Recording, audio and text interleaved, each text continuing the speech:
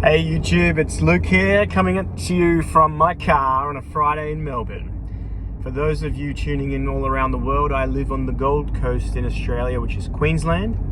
Sunny Queensland, Gold Coast, right on the beach. Loving life. However, my children live with their mother, my ex-wife, and they live in Melbourne, which is a 2-hour flight south. So I'm regularly in Melbourne. In fact, up until 2021, August of 2021, I was living in Melbourne. I'd been there 4 years. Long story short, COVID, 6 lockdowns, and met my fiance, and we were like, okay, that's enough of Melbourne. However, my 3 kids want to stay with their mum, and she wants to stay in Melbourne, so I do the commute up and down, up and down, up and down. So having lived in Melbourne pre-COVID, having endured Melbourne through COVID, 6 lockdowns, and now having escaped Melbourne, but returning quite regularly, which I love for the reason that I get to see my children and hang out and do all that sort of stuff, but also for the fact that I have a lot of clients in Melbourne. In fact, if I look at the analytics on my social media, about 40% of the people that engage with my content are from Melbourne, which is still a big amount. Shout out to all the Russians out there, by the way, because 8% of you are watching my YouTube videos. So I got nothing against the people of the world. It's the governments that suck. People are good. People are good. It's when organized crime in the guise of government that, you know, and then which is then portrayed a certain way by our media that we're supposed to then generalize or stereotype a particular country or a nation or a race. Like, fuck off. So shout out to my American people, my Canadian, the UK, all around the world, Europe, New Zealand, obviously my Aussies. But this is what I want to do in this video is I want to give you my analysis of Melbourne and the transition that it's making and the changes that are happening, because I'm not living here anymore and I'm coming. I tend to see the changes that are taking place incrementally for those living here and may not be more exposed or aware. And some are.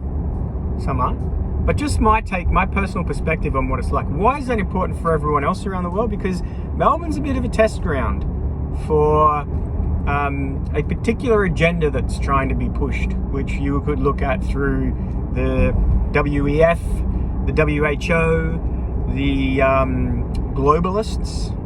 You could say that Melbourne's like a little guinea pig or a test ground for them.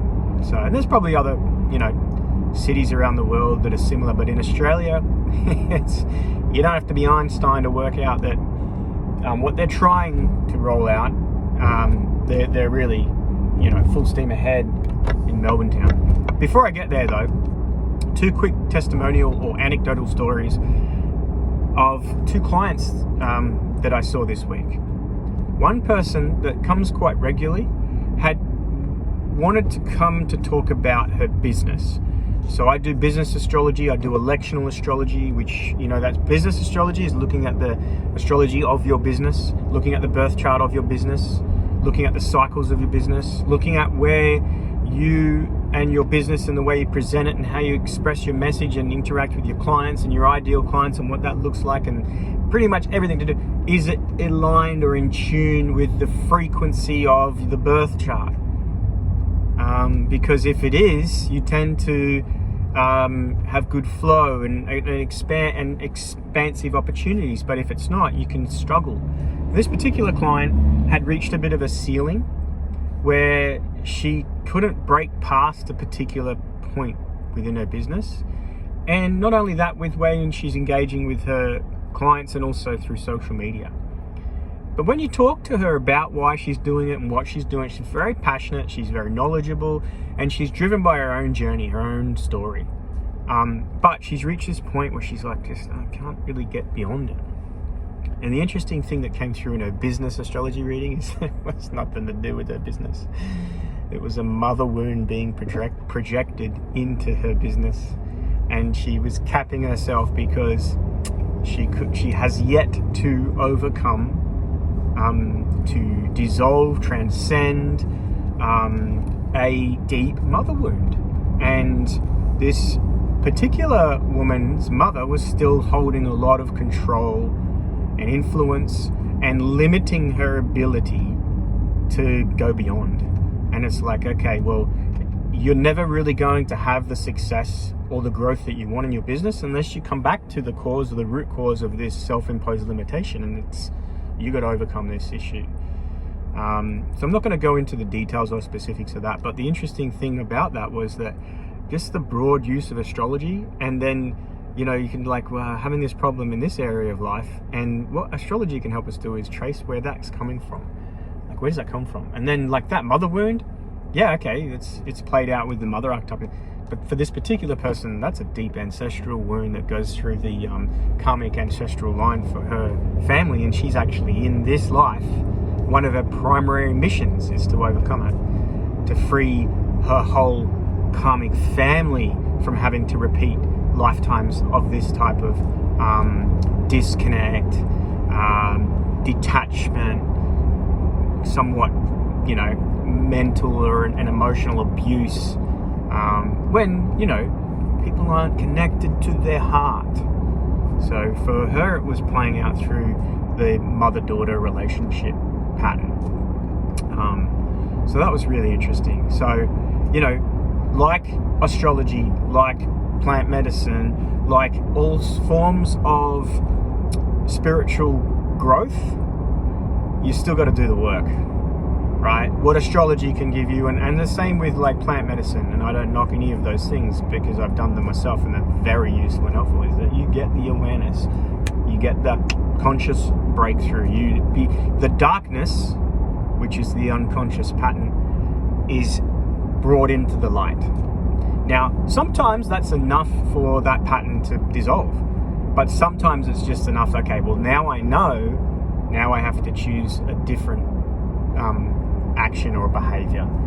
And this is how we dissolve karma, is that the law of cause and effect. It's like, okay, I'm responding this way to this particular challenge, and that's creating more of the challenge and reinforcing the behavioral pattern that creates more of the challenge. So I have to really come back to the source of this, and I have to make a change. I have to do something different. And that's the integration of astrology or plant medicine, or any of those things. Integration is so important because that's where you're doing the work. And you hear so much in, this modern era of new age spirituality, of you got to do the work. You got to do the work. What's the work? Well, you've actually got to go and make the change. You've got to overcome the challenge. You've got to confront it. You've got to confront your fears. You've got to make the changes. So, no astrology session, regression, plant medicine, or any form of spirituality is going to do it for you. But it can unlock it. It can help you shift it. It can bring it to awareness, and then it's up to you. And you don't have to, but then nothing changes. Nothing changes. And just reminding you, I'm getting to the Melbourne part for those that are hanging on to Mount Melbourne. I'm getting there. But just one more thing before I do was a regression I did a couple of days ago with a lady. And again, a client that had come regularly for astrology sessions, and it was good to finally meet in person. And she's had huge breakthroughs with her birth chart reading, but wanted to sort of dig a little bit deeper and do a regression. And this regression was what I call a little mini regression. So sometimes a regression can be an up to a 4-hour process. For this one, it was like an hour and 26 minutes under in the hypnotic state. And it was another hour as well for consultation and debrief and things like that. Anyway, beside the point. Again, I won't go into the specifics, but this particular person was having a struggle with finance, and also seeing that the world was difficult. It was like a struggle. It was suffering. It was always like, felt like this is just couldn't just enjoy things. Everything was a hard work. Everything was like, why is everything got to be a struggle? Why is it so hard, right? So that was one of them primary desires, was to understand like what's going on here, where's this come from. Anyway, through the regression process, we took her into this particular scene, and she was witnessing a group, like large group of people, like a community group of people coming together in this big stone building, and in celebration, all wearing beautiful white and bright colored clothing, and like dancing and singing, and came into this particular stone hall, and there was like these newborn babies on these beautiful sort of satin silky pillows, really safe, but being sort of lightly tossed up into the air, and everyone cheering. It was almost like a celebration of life or new birth. And she was just like, oh wow, this is amazing, and everything like that. Anyway, so I'm getting her to, explore the environment and look around, and across the corner of the room she sees this woman, dressed in black and with red and a pitchfork, or a spear, I think it was something like that. And when she looked at this woman, she started on the regression table, she's like bed, she started to shake like with fear. And I'm like, well, what's this woman? And she didn't want to go near this woman anyway. So there's a process we would take you through, so you don't have to experience the actual pain of it. You can observe it. Your body might still react, but you're not feeling it on that personal level. Anyway, I said, well, I want you to go towards this particular person. I want you to describe her, and we get closer. And as we're getting closer, she breaks out in emotion. She starts crying. She's really upset. She's really afraid. And there's an emotional release of energy. Like, it's real. She's crying, So when that happens in a regression, I let that process happen. Why? Because that's stored emotion, and that stored emotion is associated to this experience that she's witnessing, which is most likely associated to some experience that her soul has endured or gone through in the past. And this, what she's experiencing, is allowing her to release it. So it's just like, okay, let's get a lot of that out.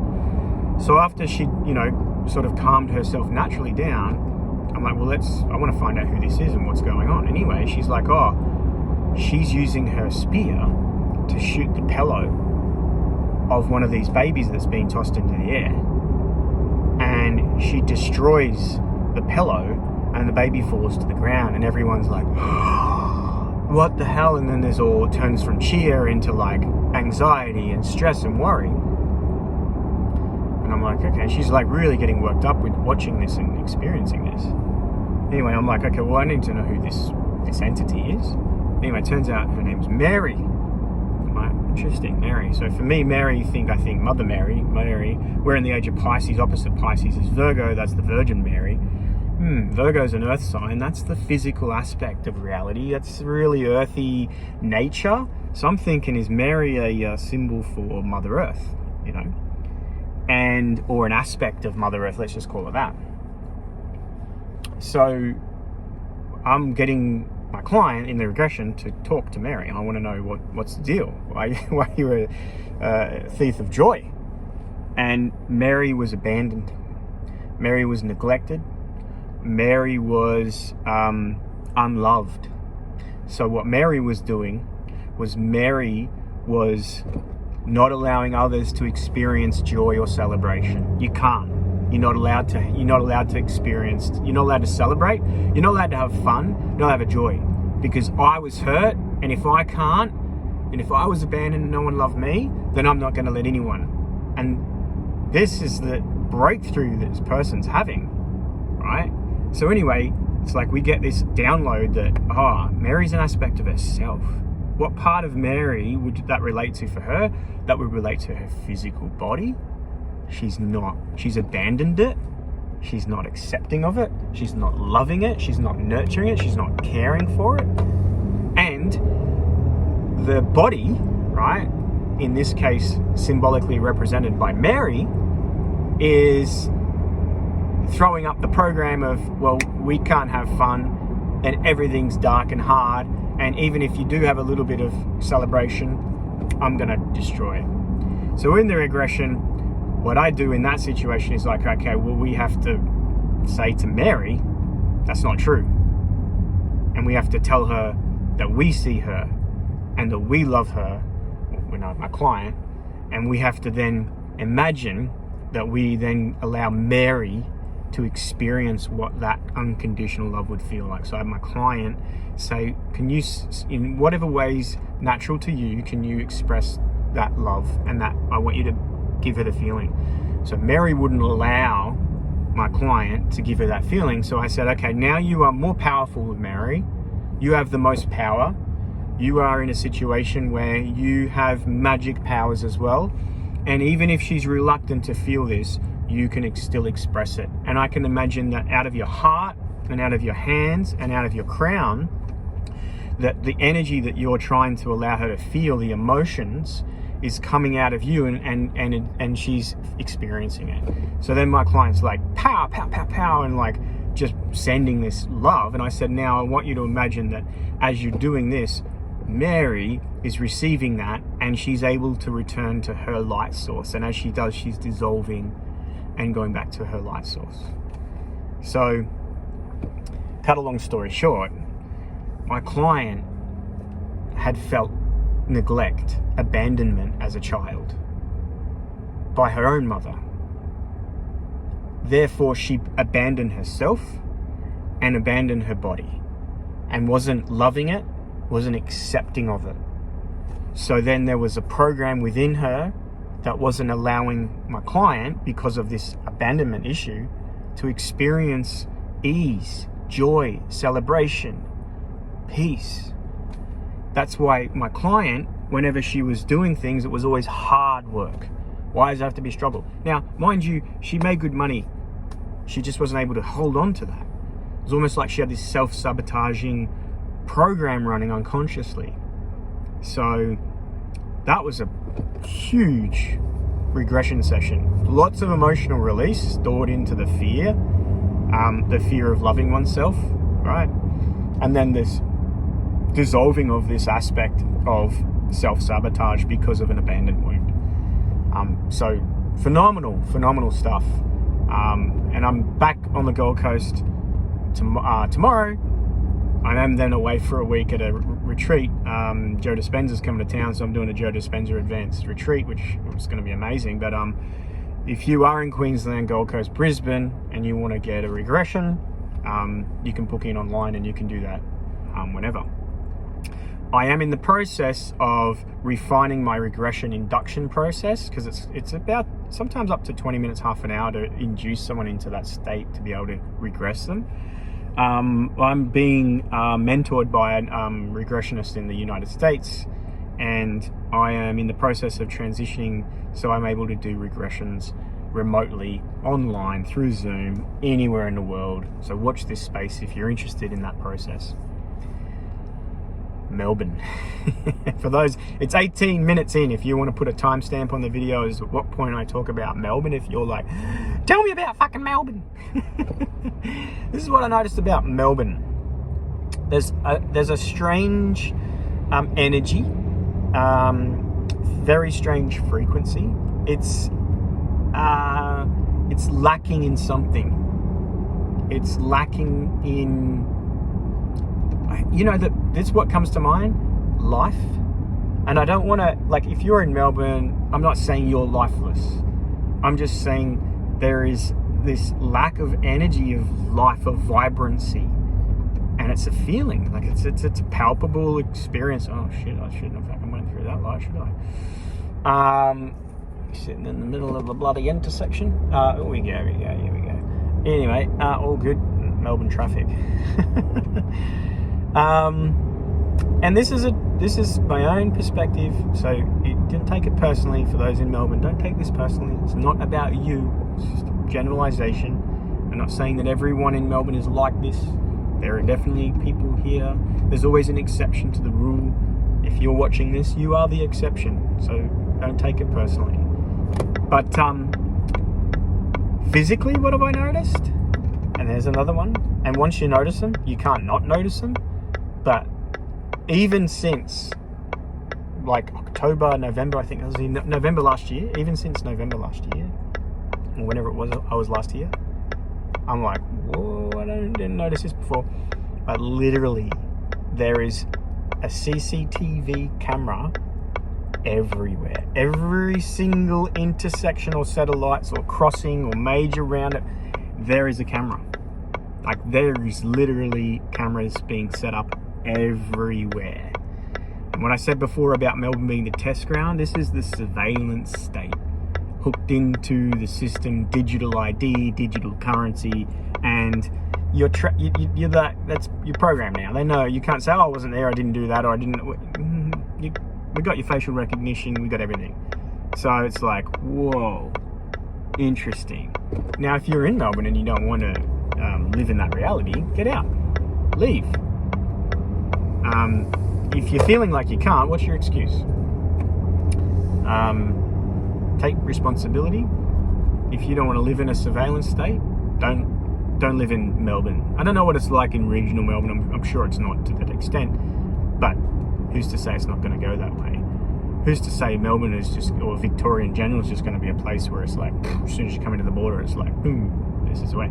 And look, I'm not saying this is not going to come to other places. Melbourne's the test ground, right? This all goes to plan. You might be finding this in most major cities. So that would be a good reason to relocate if you're not into that type of thing to regional areas, more remote areas, building, like-minded community.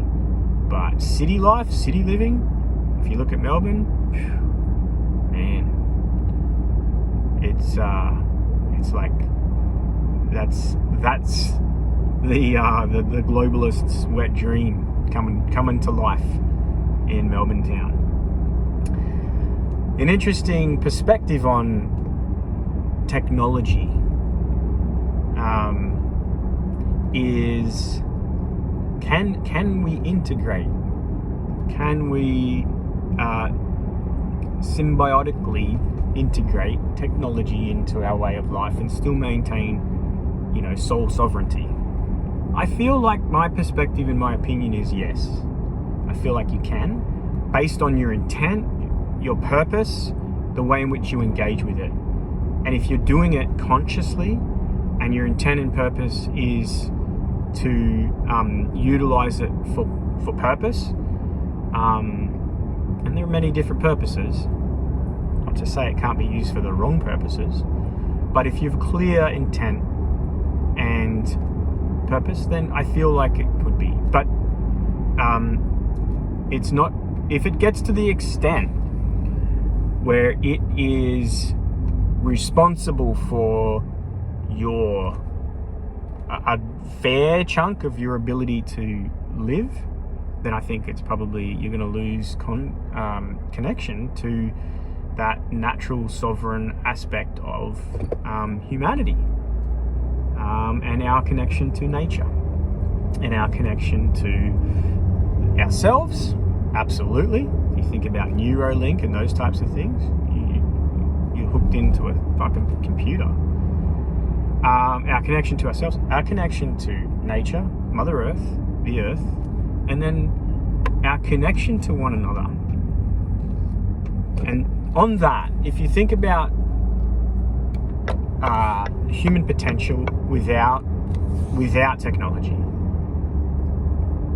is technology limiting or retarding humanity's ability to naturally, organically awaken their own psychic, sensitive senses, but also abilities? Right? Imagine a state of world or reality where you could telepathically tune in to anything, whether it was a tree or a human or a bird or a rat or a dog. You had that ability to telepathically tune in and to communicate. And you could not only do that with living things, you could also do that with deceased, with spirit, with aspects of consciousness that we might call deity, gods, spirit. And that perhaps when a child is born, especially in this modern era, they're born fully awakened, but those senses are not cultivated, and they're not enhanced or given the proper instructions on how to best integrate or embody or make them a part of natural living. So now in our reality we find ourselves in, with the systems we have in place, which are inorganic, right? So government system, education system, financial system, health system, transportation system, right? These inorganic systems are a step in that process of detaching us from our natural abilities and our natural gifts, and that technology and artificial intelligence in general is just going to further that gap and mean that there is not a need to have to develop those things. So interesting place that we find ourselves, and I feel like there's a convergence point coming, and it's rapidly approaching. Like, it's like, they say the timelines are speeding up, man. Fucking, I don't buy into that new age what do you call it, language, but things are speeding up. Is it a timeline that's speeding up? I don't know, but I feel like a convergence point will rapidly approach, and a convergence, I feel, is going to create a division. It's like coming into a singularity only to divide again,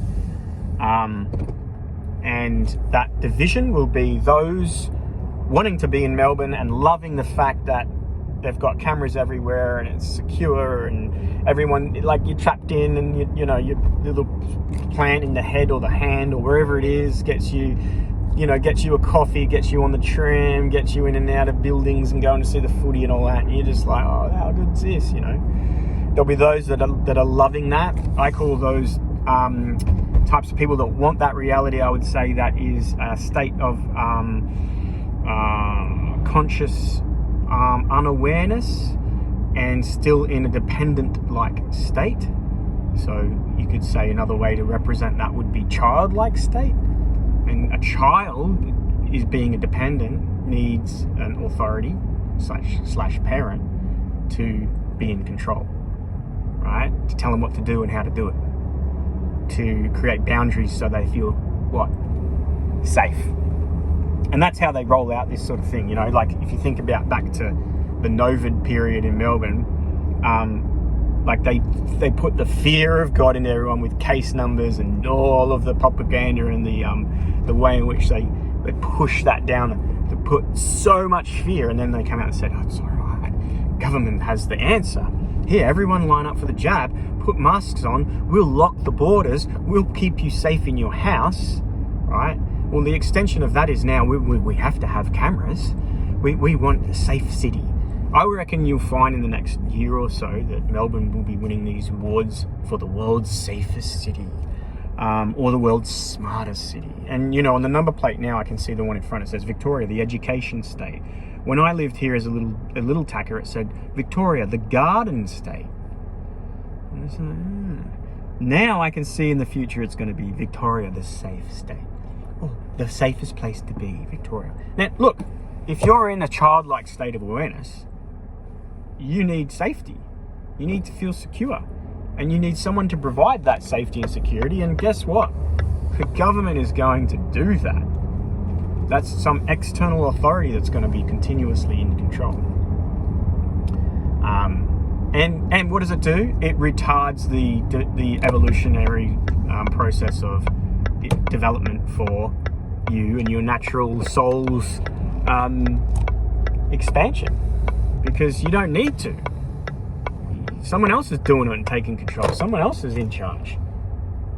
And then there'll be the division of, excuse me for a second, I'll do some reversing.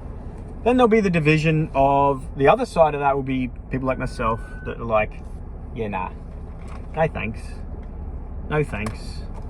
And I'm not saying one is better than the other, just different levels of awareness. I'll take responsibility for myself. And I feel like that aspect of, let me just park here for a second.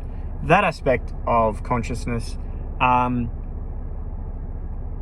better not linger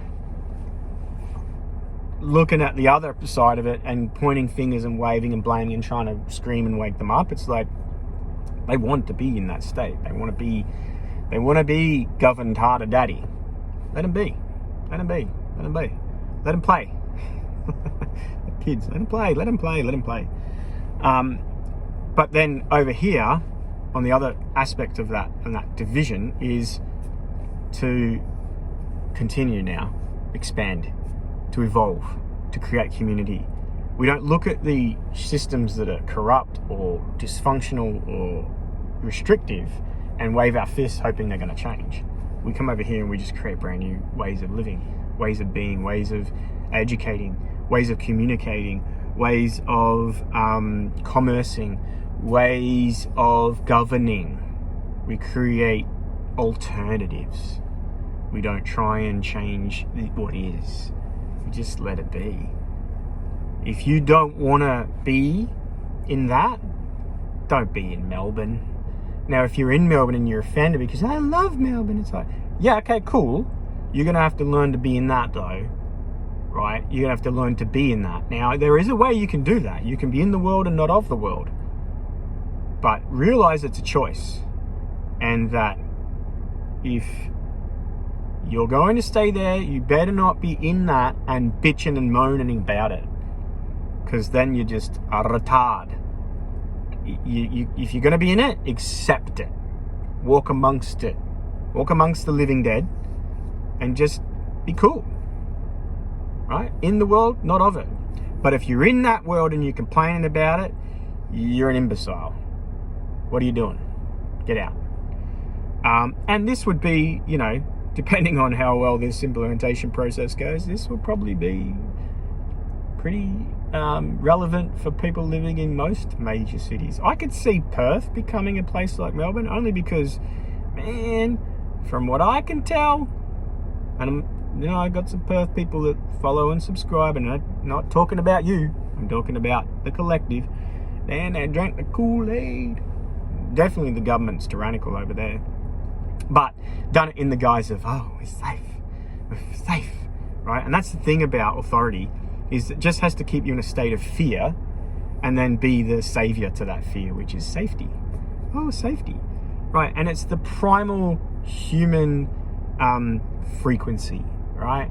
Fight, flight, feed, fornicate, safety, security. So you gotta transmute, you gotta rise above those base desires. You got to come into your heart and up into the higher chakras, not the lower ones. You got to transmute, do the work. And that's why astrology is a useful tool, regression's a useful tool, healing's a useful tool, meditation's a useful tool, plant medicine's a useful tool. Whatever you need to do to break from those patterns, to overcome them, to make the changes, to get on your path. If during the last 2 years, 3 years, you've had your spiritual awakening and you're on that path, keep going. If you think the last 2 years were the difficult part, you're mistaken. The difficult part is when you confront your own limitations, your own dark night of the soul, when you have to really, I got to do that. Yeah, I got to leave the toxic relationship. Yeah, I got to get out of that corporate job. Yeah, I have to actually overcome this mother wound. That's the hard part. If you're thinking getting through 2 years of COVID restrictions, lockdowns, mandates was hard, that is not hard. Nothing about that was hard for me. Nothing. What was hard for me 4 years earlier, when I went through my dark night of the soul, when I wanted to exit, when I wanted to, you know, exit stage left. I'm done. I don't want to be here anymore. I didn't want to be here. So I was so fucking stuck, so unhappy, so depressed, so just like, what the fuck? Going through a complete identity crisis because this idea of who I was a facade built on what I thought I was supposed to be. And it's no one's fault. This is just a natural part of going through that matrix awakening process. You gotta realize, like, oh fuck, oh shit. So keep going, do the work. Do the work. It'll pay dividends. YouTube family all over the world, especially Americans and Russians. I know 10% American, 8% Russian.